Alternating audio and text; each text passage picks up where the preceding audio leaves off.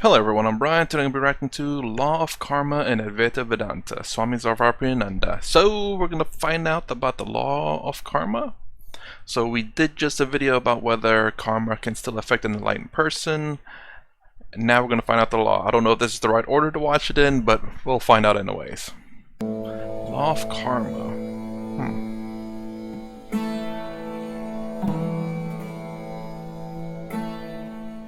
I get it. Everything is Brahman. In that case, what is the significance of karma in this whole thing? Isn't the idea of karma incompatible with this paradigm, in the sense that if Brahman is everything and the doer is Brahman in that sense, and nothing attaches to Brahman, how does karma work into this? Oh, this is the question I had a long time ago, and some people have answered my question about this. And the one that I remember was the fact that I said that if Brahman is everything, including karma, including your actions, and Brahman is unaffected. Well, I don't remember if it was unaffected at the time, but the sure fact that Brahman is pure consciousness. It is unaffected by karma, but yet there's this karma out in the world. So if you are truly Brahman, then how are you affected by karma? The one statement that was stated in the comments a while back was the fact that karma is an illusion. It's not real. It doesn't really affect you, which is kind of interesting. That it made sense, but if it's an illusion, how is it affecting you? So here, I guess here's another way of him answering this question for me. I'm curious as to what he has to say about it. So let's go and get started. Right. It's a good question. Girish is asking about the role of karma and what we just talked about. Brahman or Turiam being the only reality and everything else being an appearance. And nothing attaches to Turiam. It's super Teflon. Nothing sticks to it. So how will karma stick to it? Let me try to put a guess out there. I just want to say how close I am, and let me know what you think about my thoughts, obviously. So I guess maybe it's kind of like there are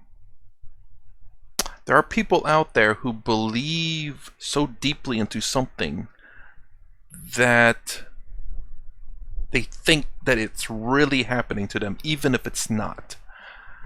Although karma is not that. So I'm wrong, but this goes to along the lines of Maya.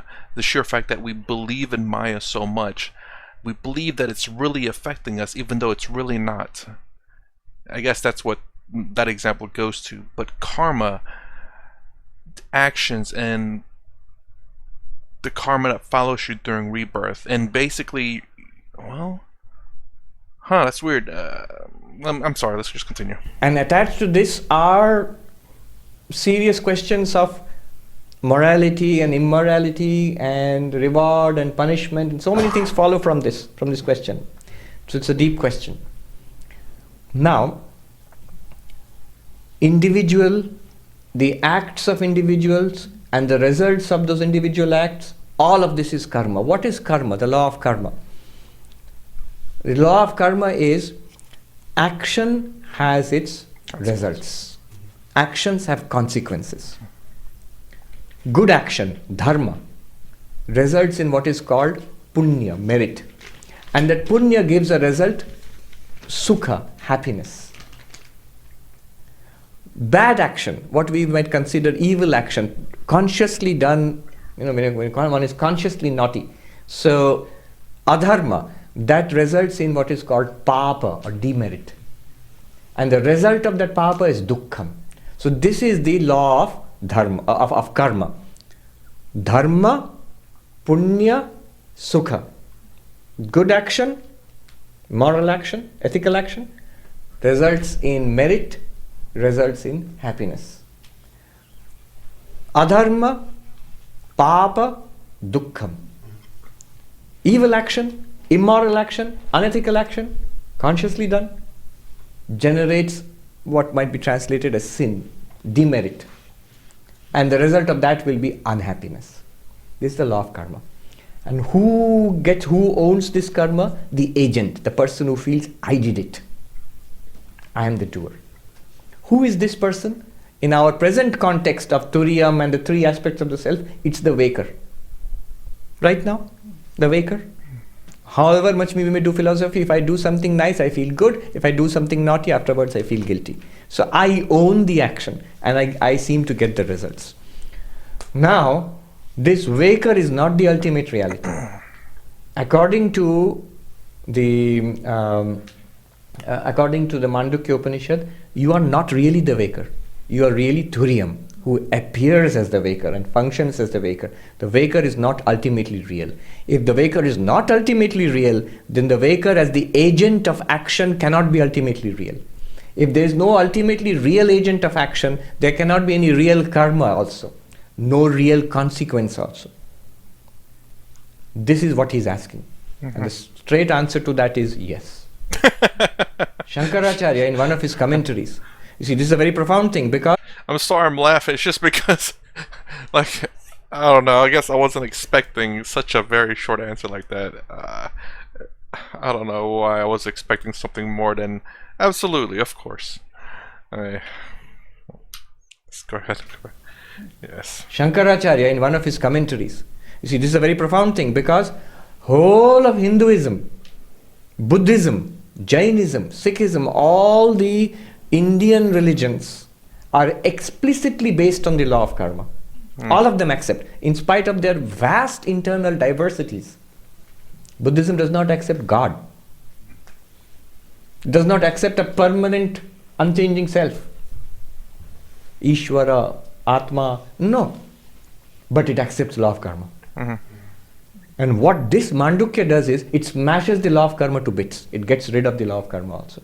Shankaracharya says, correct. Ultimately speaking, the law of karma is not right. Ultimately speaking. Just as the laws of... Yeah, this is the reason why I'm developing, in a sense, my own understanding of it. That way it fits nicely. Now, don't get me wrong, my understanding can change based on new information, but I have to try to make it make sense as best I can. So, so Brahman being the ultimate consciousness, the way I understand Brahman is how he explained it in one of his videos, which is essentially the fabric of existence. It's a materialistic understanding of it, but it makes everything that exists Brahman. So whatever this molecular tiny atom or whatever it may be, that is the fabric of existence, is Brahman. And I mean, scientists have found like the nucleus, and then what's smaller than the nucleus is the protons and neutrons, and what's smaller than the protons and neutrons is the electrons. What's smaller than that, I have no idea, because that's as far as science has gotten for me, and I haven't been in science class in a while. But again, until they go down to the very, very smallest possible thing they can ever find, and not find anything smaller than that, which this thing that's so small that nothing smaller than it exists in everything, Brahman.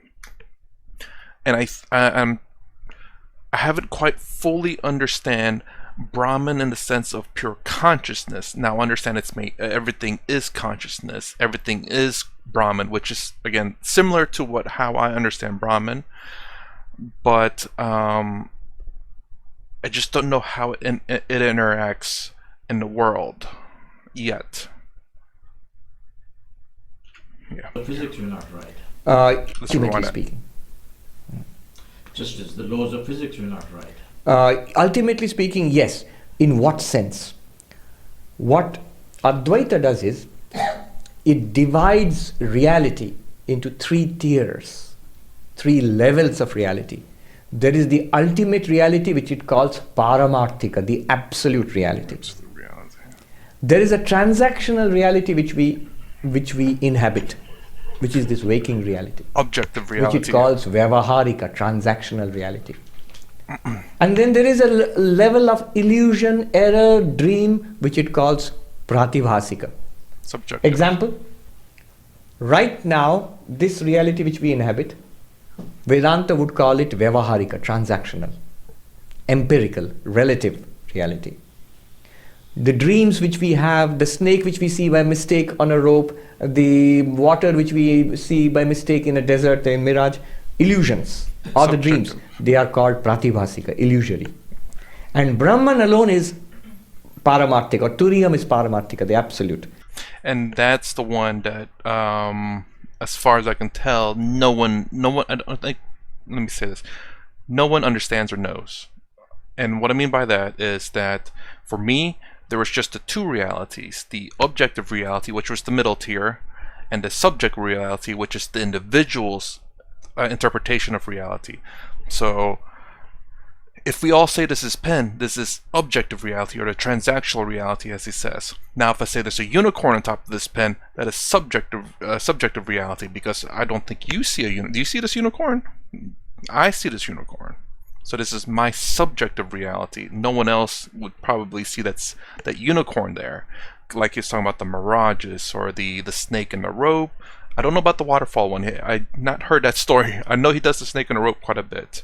So subjective reality is my personal experience that no one else sees. Objective reality, that's what I like to call it, but it's transactional reality, is the fact that we both see this pen. Then absolute reality, which a lot of Westerners would probably, or at least people who don't follow this, probably sees that as objective reality.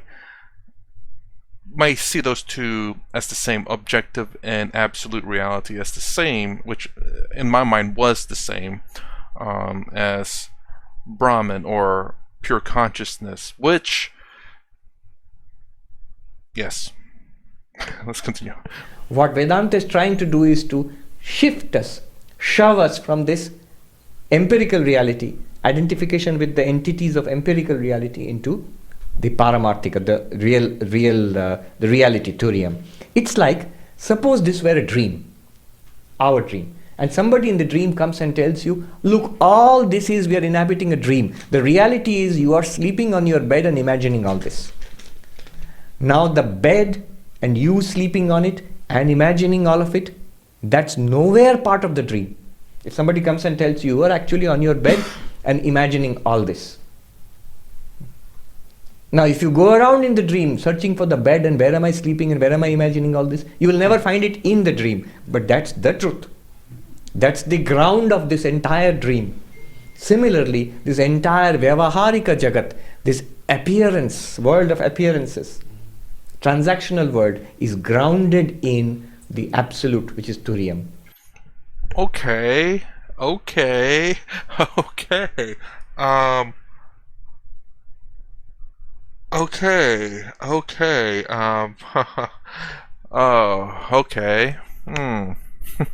Okay, let me explain.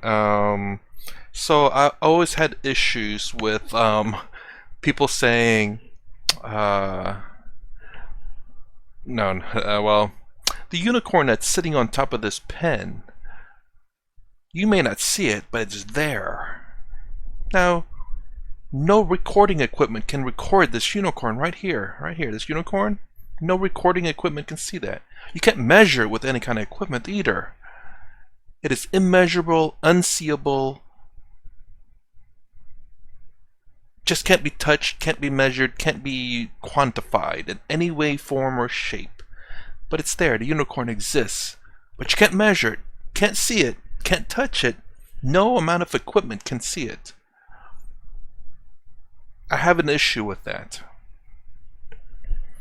But then when he gave that example about when you're in a dream, there's no way to measure yourself sleeping or the bed in that dream. There's no way in the dream to get out of that dream. There's no way to measure that bed or that dream. That makes sense. He explained that really well. I don't know why. I hate that. Just because that makes sense.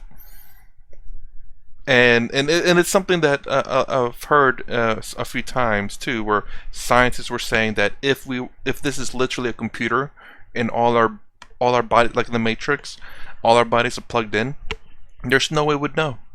There's no way people inside the matrix to measure themselves externally of that computer. Or if we're just lumps of brain matter in a computer, again, a computer, and we're all interacting with each other like this is a real body, but it's not. We're just a fragment of a brain plugged up in this computer. That's the reality, and this is all just a computer-generated simulation. There's no way for us to somehow get outside of that.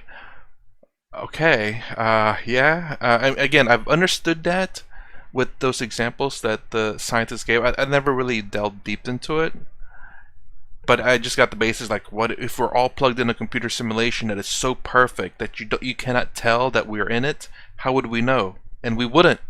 Really, we wouldn't. That example that he gave made those things make more sense to me, just because now I understand maybe what they're trying to say in that example, that there's no way for us to see outside of this dream or see outside of this computer program, because there would be no amount of equipment probably to see outside of that. That I am sorry, but that was a good one. That was a really good one.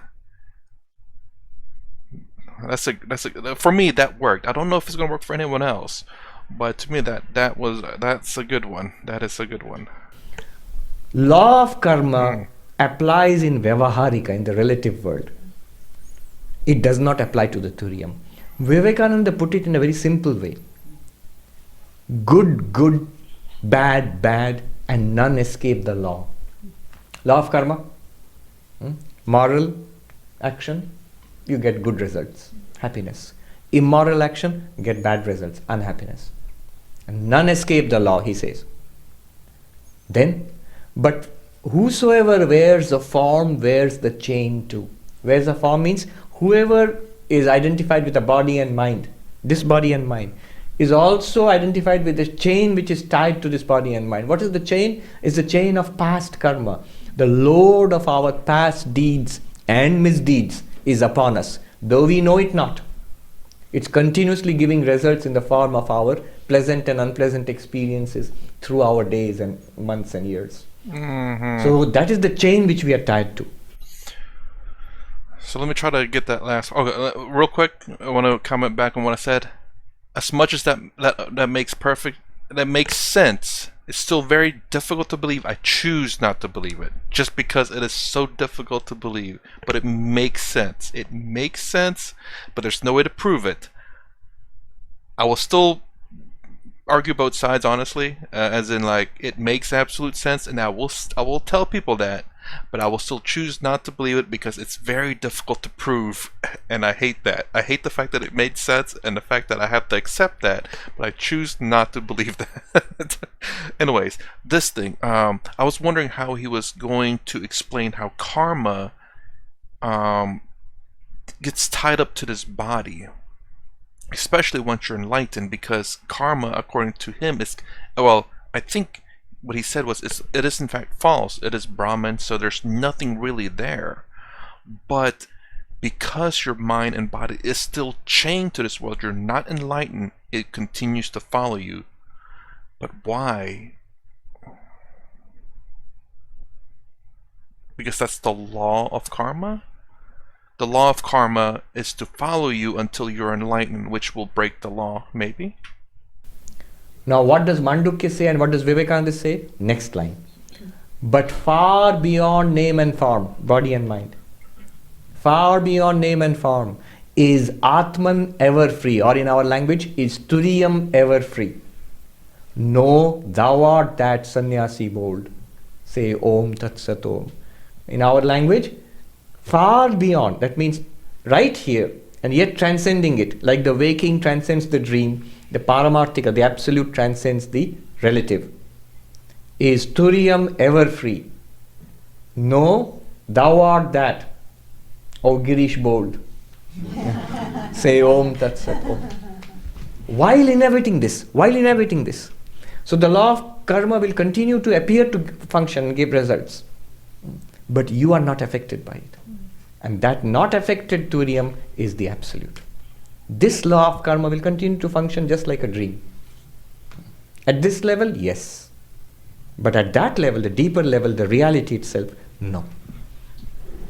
A follow-on thing, Yes. which is that so karma exists at the waking level, if you would. Yes. And so do the laws of physics. Yes. And so to the enlightened man, if you would, or person, the laws of physics wouldn't apply.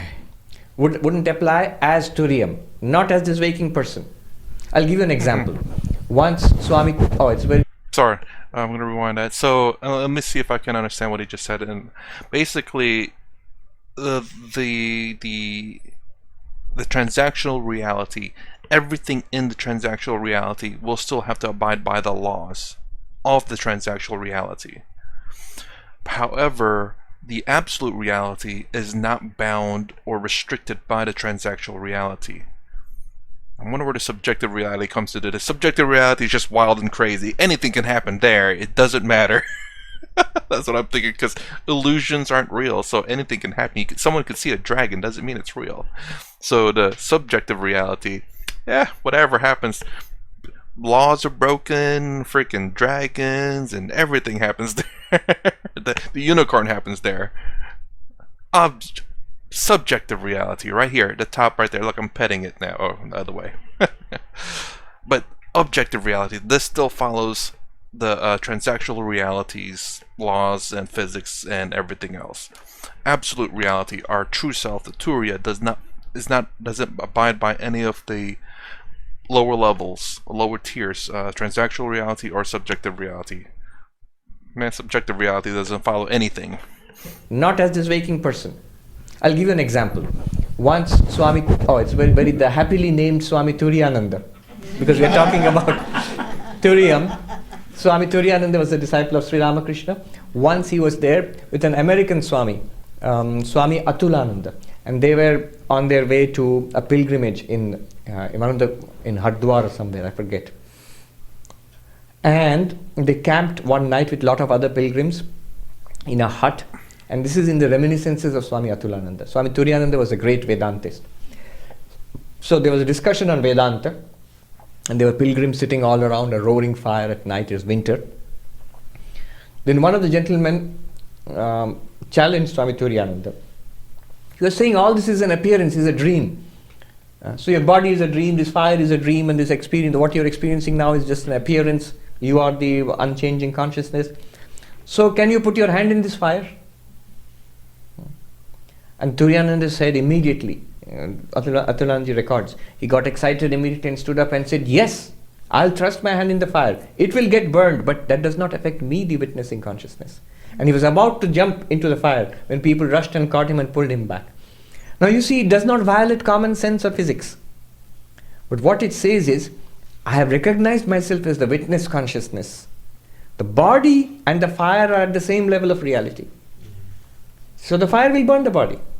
The laws of physics and chemistry and biology will act upon the body. And the mind too. But I, the witness consciousness, I am not the body and mind. Mm-hmm. It's as simple as that. Somebody asked, I think it just yesterday Bill pointed out, a famous story about Dr. Johnson, Samuel Johnson, I think, and Bishop Berkeley, who was the subjective idealist, who said everything that's different from Vedanta, but it's still, he said everything is in the mind. The world exists because I experience it. And then Samuel Johnson, he says, I refute it thus, and he kicked a rock. See, there's a resistance, it bounces, it hurts my foot. So this is real, how is it in my mind? But don't you think the same thing would happen if you do it in a dream?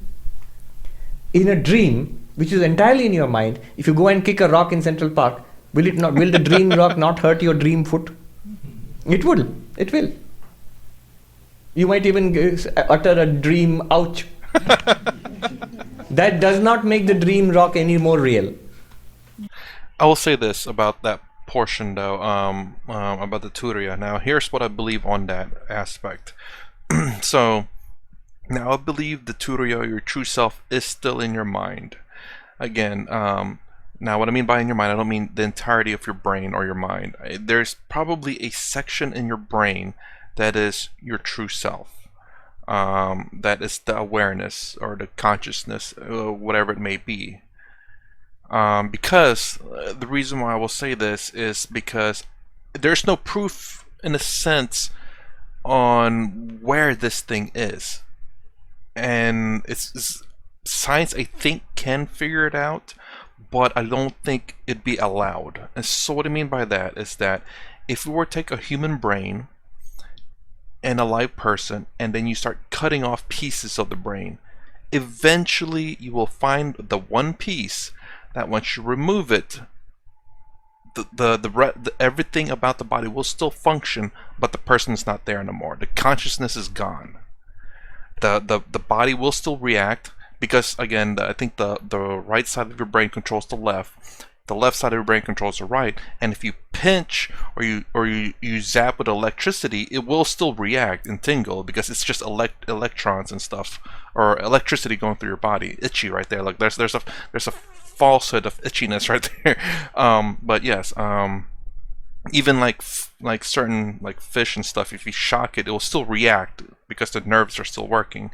And the same things with the brain. Even if your consciousness is removed, there are still certain parts of your body that happens automatically. When you go to sleep, your body still is breathing. Your body still acts and turns when it's uncomfortable. You don't go to sleep and then wake up in the same position. So your body clearly moves when you're unconscious.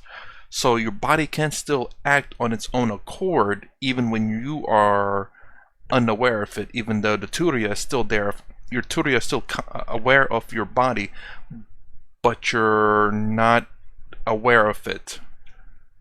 I don't know how to describe that. That's kind of confusing. But you understand what I'm saying. So this is the reason why I still believe that your true self is in your mind. And the only way scientists can figure out where it's at is unethical. It will never be allowed to happen. Perhaps when medical technology gets advanced, perhaps they can find where it's at. Sadhguru had a very good test at one point. He said that he went under, I think, an MRI machine or something, where they're testing his brain activity, and they were saying that the machine was saying that he was dead.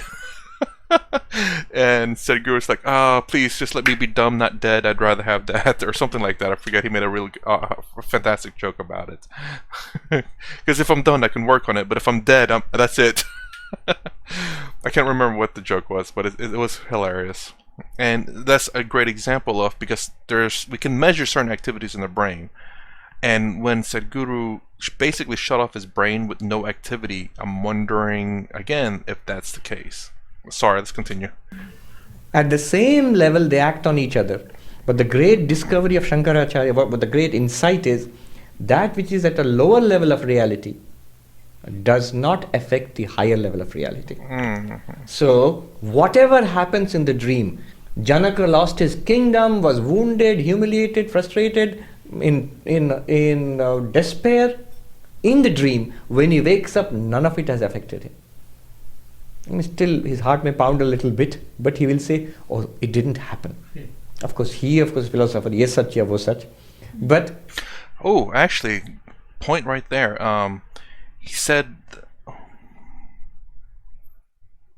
the realities don't affect the upper reality. So subjective reality, transactional reality, and then absolute reality. Is the dream the subjective reality? But if he wakes up, then clearly the objective reality or transactional reality was affected by the dream, because he's waking up. Like, oh my gosh. While the events didn't happen, but his body, the way he felt in the dream and the way he felt in the body were the same. Or whatever he ended up feeling in the dream ended up being transferred to the actual body. I wonder what he would say. I hope he explains it here. I'm sorry, I paused it because I wanted to say that before I forget. Let me go back. Of course, go back. Still, in the dream, when he wakes up, none of it has affected him. None of it's affected. Still, his heart may pound a little bit, but he will say, "Oh, it didn't happen." Yeah. Of course, philosopher, yes, satya, wo sach. But the dream did not affect his waking. All the things which went on in the dream had no effect on the waking, because the waking is a higher level of reality than the dream. Shankaracharya says, not one grain of sand in the desert can be made wet by the water of the mirage. You can see a whole oasis of water. It will have no effect on the sand of the desert. It remains unaffected because they are not at the same level of reality. An unreal oasis can exist with a real desert. An unreal snake can coexist with a real rope. An unreal defeat in the battle can coexist with the emperor retaining his empire and being very happy in the waking state. So I wonder about, again, the fact that the emotions was transferred from the dream to the real body. I wonder what that explanation. Now get the rest of it. Like, again, if something was destroyed in your dream, it's not destroyed in real life. Everything external that happens outside of your dream body doesn't translate to the real world. But what happens to the dream body in terms of the emotion, I suppose, seems to transfer to the real world. Not all the time, but some of the times. Like he was saying about, I've woken up a few times feeling what I felt in the dream.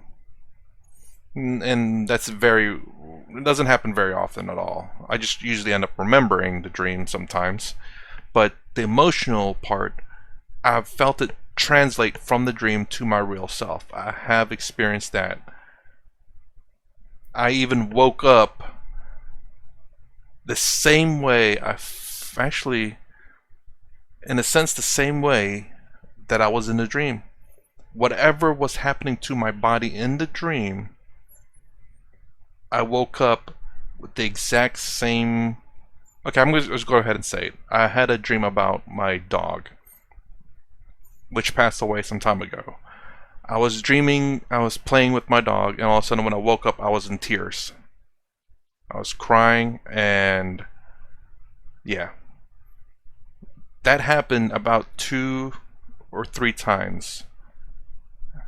I can't, and every time I dreamt about my dog, I've always woken up crying. And I don't know why. Obviously I miss my dog, but I don't know why I was crying. I don't think I was crying in my dream though. I know I was just happy to see my dog. I was happy, I was playing with my dog, and then all of a sudden, when the dream ended, I woke up and I was crying. I wasn't like bawling crying, I just had tears coming down from my eyes, that's it. I wasn't making any noise, so at least I don't think so. I mean, I was asleep, obviously. I don't know if I was making whimpering noise or whatever when I was dreaming, but when I woke up, I just had tears. So how did that happen? How did my dreamer state affect my waker state? Unreality and reality have no clash. But does the real level of the higher level of existence, does it affect the lower level of experience? Yet it does. How? It forms the basis of that. Unless you are a waker, you cannot go to sleep and dream. Unless there is a real desert, the false oasis mirage cannot appear. Unless there is a real rope, the false snake cannot appear there. Okay, that makes sense then. I at the very beginning of me reacting to this videos, when I was watching Who Am I, I've asked a question about the dreamer and waker state. Someone made a comment about, I can't quite remember, but I was stating the fact that you must be awake and you must experience things in order for your dream state to manifest it. Because otherwise your dream state would not know what to manifest, because it has not experienced anything, it experienced no reality. Whereas your waker state experienced the transactional reality, and then when you go to sleep, then your dream state or your subjective reality can manifest the subjective reality that you have in your dreams with what's available from the transactional state or your waker state. Similarly, this rope or the oasis or the desert or the waking, all of this is based on a yet higher level of reality, which is pure consciousness, the non-dual consciousness, Turiyam. This cannot affect that, but that gives this existence. And that thing which gives this existence, that is what you are, really. Once you know that, you will continue to inhabit this very happily. You will not be affected by the problems here. Then this itself, there are beautiful verses. Nandanavanam, this itself becomes the garden of the gods. In Nandanavanam is supposed to be in heaven, the garden of the gods. This world, samsara of terrible ills and frightening samsara, becomes your pleasure garden. I'm going to write that question down and submit it to Swami Sarvapriyananda and quote him on this. I also want to do Tadatmananda. Tadatmananda. I believe that's how I pronounce his name. I can't remember. And I want to submit it to him as well to hear how they interpret this.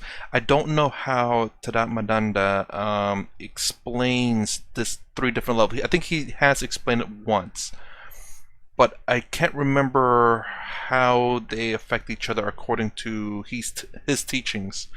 But again, let me I guess let me go back to that one question, which is the question I want to ask them.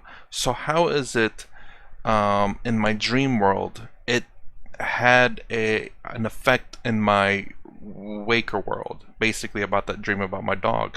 I've never had a dream that affected me like that ever. Not even the nightmare that I remember from so long ago. The one nightmare that I remember to this day, and I was, how old was I when I had that nightmare? I was under 10 years old. And I am many years older now, and I still remember that dream, but I don't think I woke up afraid. I don't remember. I'll be pretty sure I'd wake up fearful. I mean, I'm sure I would remember waking up fearful of that dream, but I just remember it's like, I remember just not really being afraid of the dream, but I just remember I had to hide because of the scary monsters in my dream. But I don't remember waking up afraid. But this dream with my dog, I never had any dreams affect me like the way it did. I think it happened 2 or 3 times. I can't remember. I know 2, can't remember 3. I've woken up with tears in my eyes. Every single time. So the 3 times that I had with my dog. Even though it's been many years since my dog's passing. It's really weird. Hopefully I don't have a dream about my dog tonight. I'm just saying. But anyways, how did that affect me in my waker world? How did I have tears when I woke up in my eyes? That was really strange, I will say. I never thought I had to bring that up, honestly. I didn't really want to discuss it, but oh well, it's out there now. How did that happen? I've always I never really wondered it. I kind of knew why. It's because I dreamt it. And I can understand that my dream world can affect me in my real world, but I never thought something like that would happen. Never, never, ever. Maybe I never believed that the dream world could affect my real life. Until that dream. And no other dream has ever affected me like that. Not even close. No dreams affected me at all. Not even the nightmare dream that I remember to this day. But those dreams about my dog, I woke up feeling the emotions I did. I need to stop talking about that. I need to ask him that questions. I wonder what that means. Well, you learned something about me that I would never thought I'd ever talk to anyone about. Anyways, that's the end of Law of Karma. Weird thing to discuss about Law of Karma. About dreams, anyways. In Advaita Vedanta. If you like my content, please consider subscribing. Thumbs up, thumbs down below. Thanks for watching. I'll see you in the next vid.